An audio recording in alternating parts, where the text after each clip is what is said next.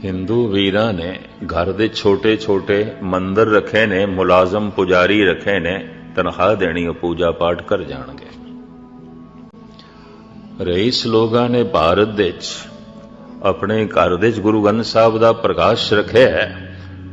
कोई विशेष ग्रंथी दी ड्यूटी लाई हुई है, सवेरे प्रकाश भी कर जाए, शामी सुखासन भी कर जाए। उन्हां कोल ते मत्था टेकण दा भी वक्त कोई नहीं। लोगन राम खिलौना जाना। जिस दिन सुनन दी रुचि बने, शौक पैदा होवे, सुन के रस भी मिले, चंगा भी लगे, समझ लेना धर्म दे मार्ग ते यात्रा शुरू हुई है, वरना नहीं। बद्धा चट्टी जो भरे, ना गुण ना उपकार। गुरु अंगद देव जी महाराज का यह श्लोक है। इनू कोई गुण भी ना समझो, इनू कोई परोपकार भी ना समझो, इनू कोई धर्म भी ना समझो, बद्धा चट्टी कर रहे हैं। कास जिवें कटनी, चलो छेती छेती जपजी साहब पढ़ लो। वो एक पौड़ी पढ़ ले, सिर्फ मूल मंत्र ही जप, जरा प्यार नाल, जरा एकाग्रता नाल, जरा ध्यान नाल। बद्धा चट्टी जो भरे, ना गुण ना उपकार, सेती खुशी सवारिए। गुरु अंगद देव जी महाराज कहते खुशी नाल कम कर। बद्धा चट्टी की वो कोई गुण भी नहीं है, वो कोई परोपकार भी नहीं है। किसी दे लिहाज करके गुरुद्वारे आया है, उंज नहीं आना सी, गुरु करके नहीं आया। बद्धा चट्टी पाठ कीता है, उन अंदर कोई शौक नहीं है, वो मंग ते तरंग नहीं जागी। बाबे फरीद ने एक सोहनी मिसाल दे के अपनी एक अवस्था का जिक्र किया है। एक दिन उन्होंने इशा की नमाज नहीं पढ़ी सी। इशा की नमाज जब सूरज गरूब हो जाता है, आसमान ते लाली छा जाती है, उस समय भी एक मुसलमान नमाज पढ़ते हैं, उन्होंने इशा की नमाज कहते हैं। नमाज इशा वो नहीं पढ़ी सी। कुछ शरीर उस दिन साथ नहीं दे रहा सी, कुछ अंदर कई दफा मन अड़ी कर जाता है। चंगे चंगे साधु संत फकीरां दा ये भी महसूस करते हैं, नहीं पढ़ी।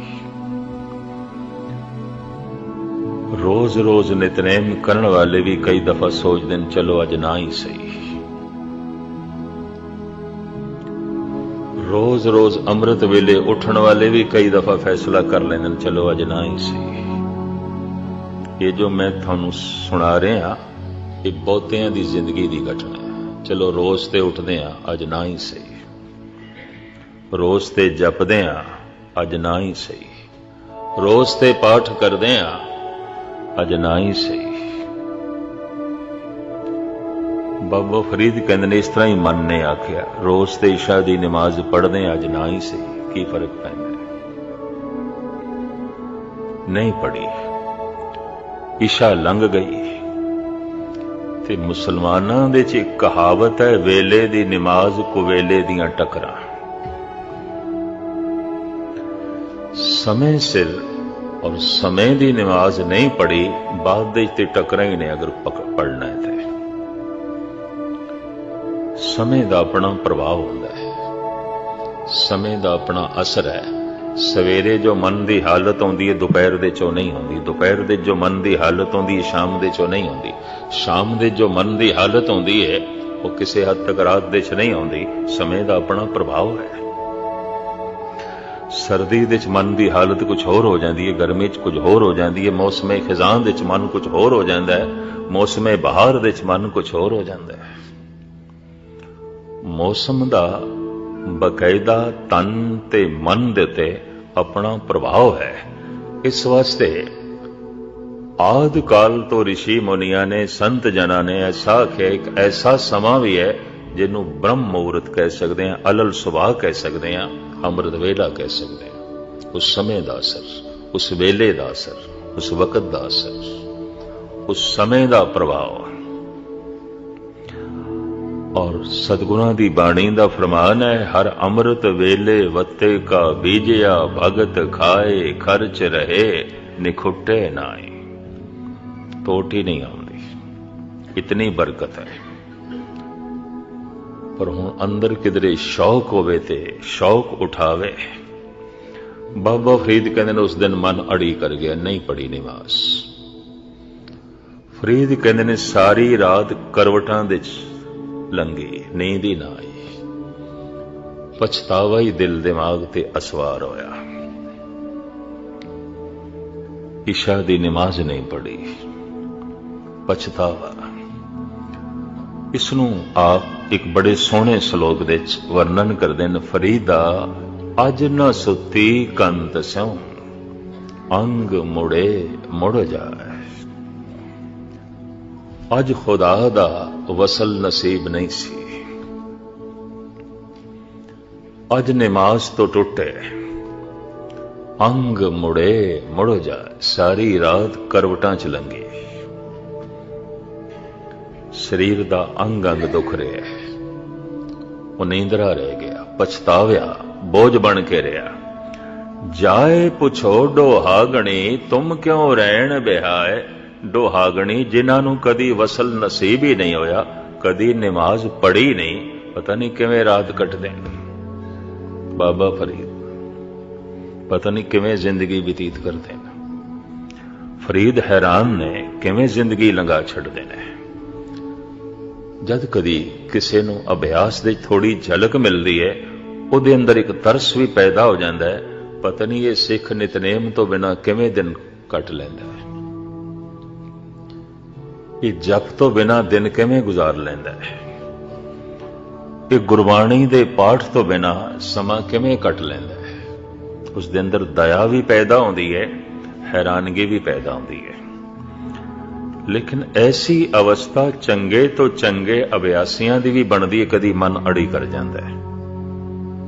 यह भी मैं अर्ज करते हैं। हुणे ही मैनू चाकर साहब एक गाथा सुना रहे सन कमरे विच। बाबा सुंदर सिंह अली बेग दीयां गल्लां चलियां।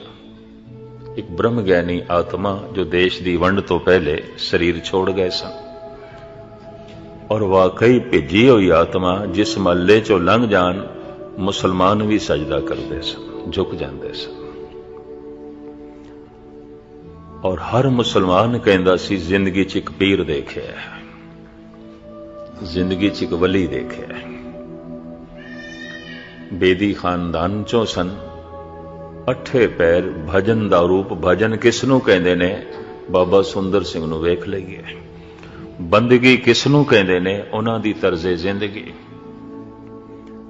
ते चाकर साहब अज मैनू दस रहे सन, सुलझे विद्वान ने, जाप साहब बकायदा इन्होंने टीका ते व्याख्या बड़ी सुंदर लिखी है।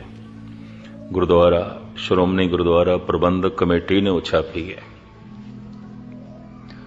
मुख्तसर मैं अर्ज करा, ये किधरे उन्हां कोल रहे ने, मैं तो किधरे इन्हों एक सुनी सुनाई गाथा सुना बैठा। बुजुर्गों कोल जिहड़े अजे भी जिंदा ने। एक मुसलमान फकीर सी डेरे दे कोल। वो बाबा सुंदर सिंह जद रोटी लियान ते खांदा सी, उंज नहीं खांदा सी।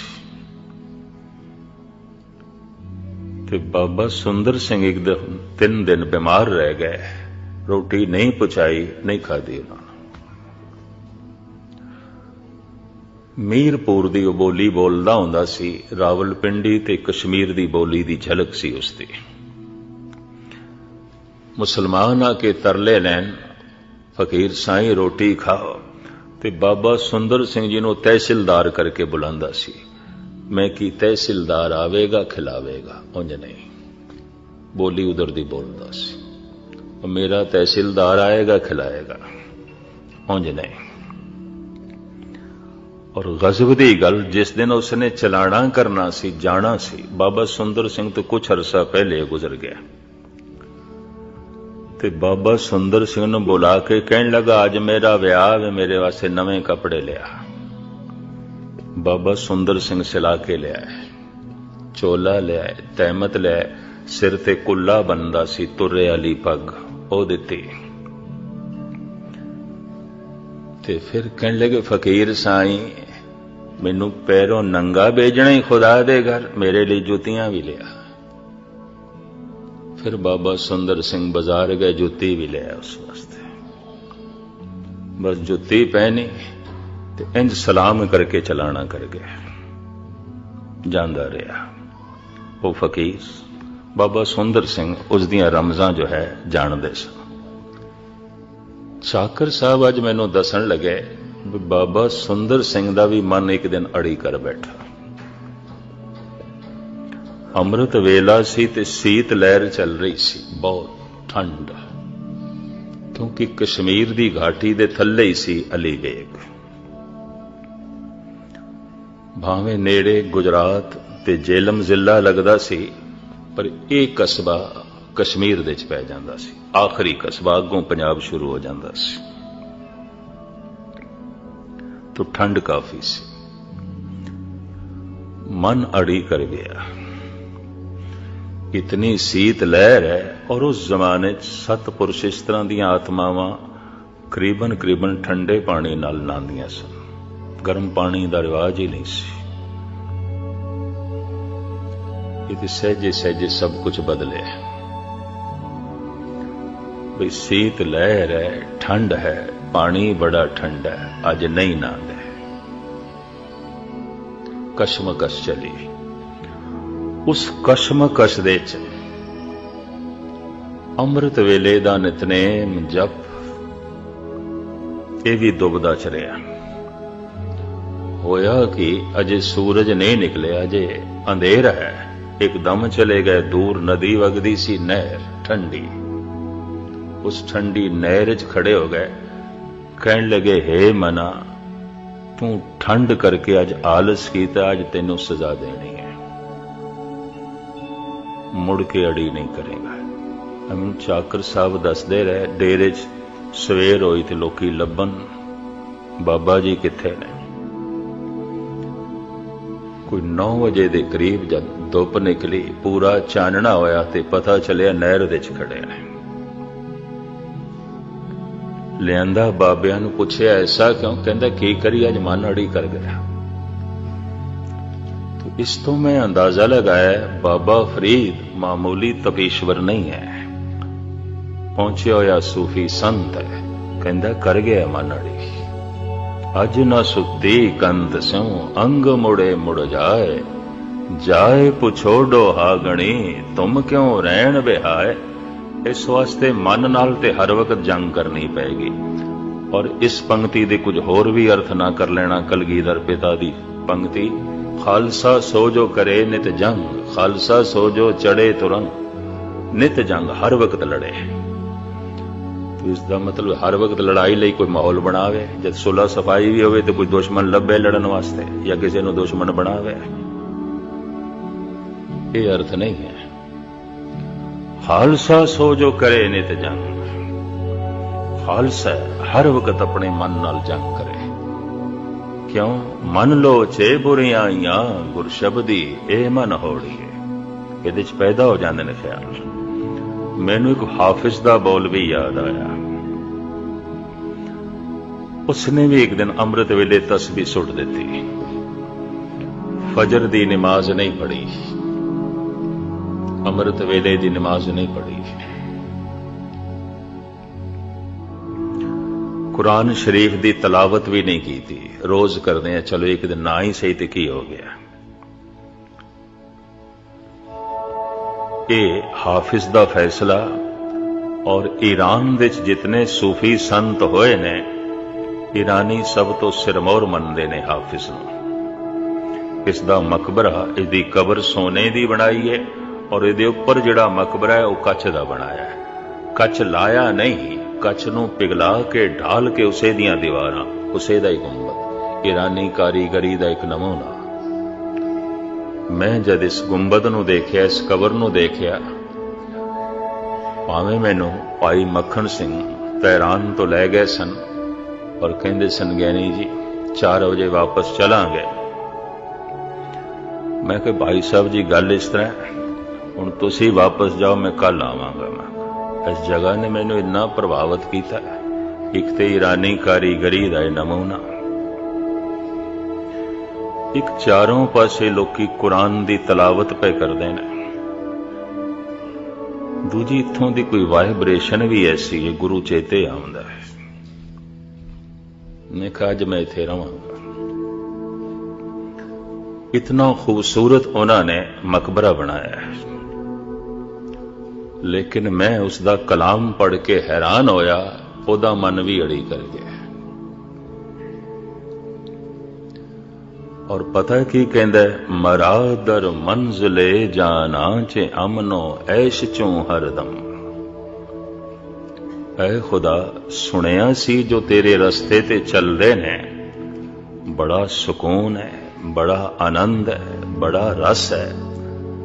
साडी झोली दे ते सिवाए चिंता, दुख, कलेश, तनाव तो होर कुछ नहीं। हाफिज, सुने तू आनंद है, सुने तू महारस है, सुने तू नूर ही नूर है, पर साडी दुनिया दे ते सिवाए अंधेरे तो होर कुछ भी नहीं है। होवेगा तू नूर। तस्बीह परों रख दी, मन बागी हो गया, कुरान की तलावत भी नहीं की थी,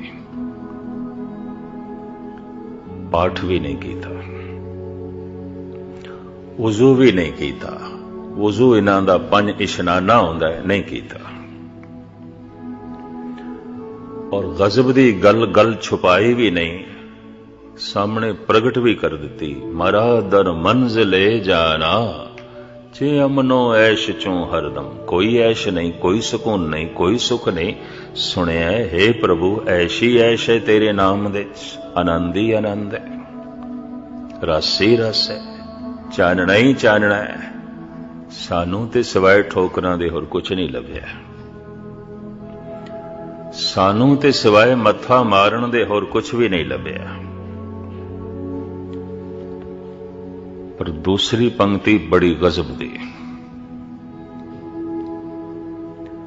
जरस फरियाद में दारद के बरबंदेद महमलहा।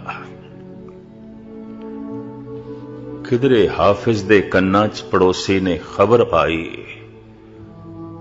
कि थोड़े पड़ोस दे परले पासे जो मुखिया रहिंदा सी चलाना कर गया। घर दे थानू याद पे कर देन। सुट्टी हुई तस्बीह हाफिज ने चुक लई, परे सुट्टी हुई कुरान शरीफ भी चुक लई, वुजू साजन लग पिया, नमाज पढ़न लग पिया। कहंदा जरस फरियाद में दारद के बरबंदे द महमला। मौत दा घड़ियाल वज रहा है, चल रुकदा क्यों है, किधर रस्ते च ही ना रह जाए। जिंदगी दा अंत हो जाए तो तू खुदा तक ही ना पहुंचे। मौत दे ख्याल ने फिर ये तस्बीह चुकन ते मजबूर कर दिता है, फिर कुरान शरीफ पढ़न ते मजबूर कर दिता है। फिर मैं वुजू साजे और अगां चल के कहंदा है, शबे तारीक बीमे मौज गर्दा वेचो नहीं आयल, कुजा दानिंदे हाले मां सुबुक सारा ने साहिल हा। कहंदा खड़ा मैं उरारां ते पारला कंडा ते मैनू दिखाई नहीं देंदा। संसार दे च मैं खड़ा, निरंकार दी ते कोई समझ कोई नहीं, कुछ भी झलक नहीं। धन दे च मैं खड़ा, धर्म दा ते कोई बोध नहीं। पदार्थां दे च मैं बैठा हां, परमात्मा दी ते कोई समझ नहीं। प्रभाव दे च जी रहा मैं संसार दे, खुदा दा ते कोई प्रभाव नहीं। पारला कंडा मैनू नहीं दिखाई देंदा, भाव खुदा नहीं दिखाई देंदा, कुछ समझ नहीं, कुछ पता नहीं। शबे तारीक बीमे मौज गर्दा वेचो नहीं आयल, पारला कंडा भी नहीं दिखाई देंदा ते शबे तारीक रात भी हनेरी है, ते दरिया दे च घुमण घेरी भी बड़ी है। ਤੇ ਪਾਰ ਜਾਣ ਦੇ ਸ਼ੌਕ ਕਰਕੇ ਭਾਵੇਂ ਕੰਡਾ ਮੈਨੂੰ ਨਹੀਂ ਦਿਖਾਈ ਦਿੱਤਾ। ਖੁਦਾ ਦਾ ਇੱਕ ਸ਼ੌਕ, ਭਾਵੇਂ ਖੁਦਾ ਦੀ ਸਮਝ ਕੋਈ ਨਹੀਂ। ਚੱਲ ਪਿਆ ਔਰ ਦਰਿਆ ਦੇ ਵਿੱਚ ਪੈਰ ਪਾ ਬੈਠਾ, ਘੁੰਮਣ ਘੇਰੇ 'ਚ ਫਸ ਗਿਆ। ਆਪ ਦੀ ਗਿਆਤ ਲਈ ਅਰਜ਼ ਕਰਾਂ, ਮਨੁੱਖ ਦੇ ਅੰਦਰ ਇੱਕ ਕੋਈ ਬੁਰਾ ਵਿਚਾਰ ਆ ਜਾਏ ਨਾ ਅੰਦਰ, ਉਹ ਅੰਦਰ ਘੁੰਮਣ ਘੇਰੀ ਬਣਾ ਦਿੰਦਾ ਹੈ ਔਰ ਉਸੇ ਤਰ੍ਹਾਂ ਦਾ ਵਿਚਾਰ ਬਾਰ-ਬਾਰ ਆਵੇਗਾ, ਬਾਰ-ਬਾਰ ਉਸੇ ਤਰ੍ਹਾਂ ਦਾ ਆਵੇਗਾ। ਥੋੜੀ ਜਿਹੀ ਵੀ ਤਬਦੀਲੀ ਨਹੀਂ ਹੋਵੇਗੀ ਉਸ ਵਿੱਚ, ਥੋੜਾ ਜਿਹਾ ਵੀ ਪਰਿਵਰਤਨ ਨਹੀਂ ਹੋਵੇਗਾ। ਉਹ ਆਪਣੀ ਰੇਖਾ ਬਣਾ ਜਾਂਦਾ ਹੈ, ਉਹ ਆਪਣਾ ਘੇਰਾ ਬਣਾ ਜਾਂਦਾ ਹੈ। ਜ਼ਰੂਰ ਸੋਚਣਾ, ਅੰਦਰ ਝਾਤ ਮਾਰਨਾ, ਗੁਸਤਾਖੀ ਮਾਫ। ਇੱਕ ਬੁਰਾ ਵਿਚਾਰ ਆ ਜਾਏ, ਜਿਸ ਢੰਗ ਦਾ ਆਇਆ ਹੈ ਪਹਿਲੀ ਦਫਾ, ਹੁਣ ਜੋ ਪਹਿਲੀ ਦਫਾ ਆਇਆ ਹੈ ਬਾਰ-ਬਾਰ ਆਏਗਾ, ਕਿਉਂਕਿ ਘੇਰਾ ਬਣ ਗਿਆ ਹੈ। ਉਹਨੇ ਆਪਣਾ ਦਾਇਰਾ ਬਣਾ ਲਿਆ ਹੈ, ਉਸਨੇ ਆਪਣੀ ਜਗ੍ਹਾ ਬਣਾ ਲਈ ਹੈ। ਹੁਣ ਬਾਰ-ਬਾਰ ਆਏਗਾ ਔਰ ਉਸੇ ਤਰ੍ਹਾਂ ਹੀ ਆਏਗਾ, ਬਿਨਾਂ ਤਬਦੀਲੀ ਤੋਂ ਆਏਗਾ। ਜੋ ਥੋੜੇ ਬਹੁਤ ਕਦੀ ਅੰਤਰਮੁਖੀ ਹੁੰਦੇ ਹੋਵਨ, ਸਿਰਫ ਗੁਰਦੁਆਰਾ ਮਨੋਰੰਜਨ ਹੀ ਨਹੀਂ, ਸਮਾਂ ਪਾਸ ਕਰਨ ਦਾ ਢੰਗ ਨਹੀਂ, ਕਦੀ ਕਦੀ ਜੋ ਝਾਤ ਮਾਰਦੇ ਹੋਣ, ਰੋਂਦੇ ਨੇ ਐਸੇ ਪੁਰਸ਼।